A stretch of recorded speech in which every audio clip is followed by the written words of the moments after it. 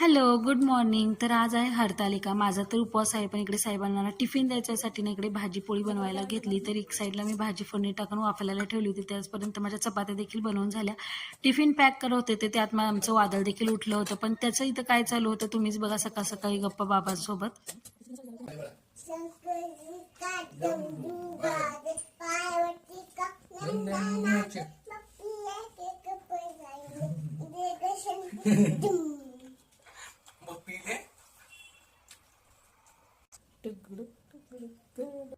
त्यानंतर मी घेतली इकडे पूजा करायला. तर अगोदर ना महादेवाची पिंड स्थापन करून घेतली. त्याचवरती हळदी कुंकू अक्षदा देखील वाहून घेतल्या. त्यानंतर बेलपत्र, अगरडा, दुर्वा, पान सगळं फूल वाहून घेतलं. त्यानंतर ना जर जास्त काय नाही, पण साधी पोळी पण मनापासून छान अशी देवाकडे प्रार्थना करून घेतली. त्यानंतर सतत जरी नवऱ्यासोबत भांडणं असले ना, जन्मजन्मी हाच नवरा भेटावा अशी देवाकडे प्रार्थना करून घेतली. आणि जन्मजन्मी हाच बाबा भेटावा अशी देखील लाडूने देखील देवाकडे प्रार्थना केली.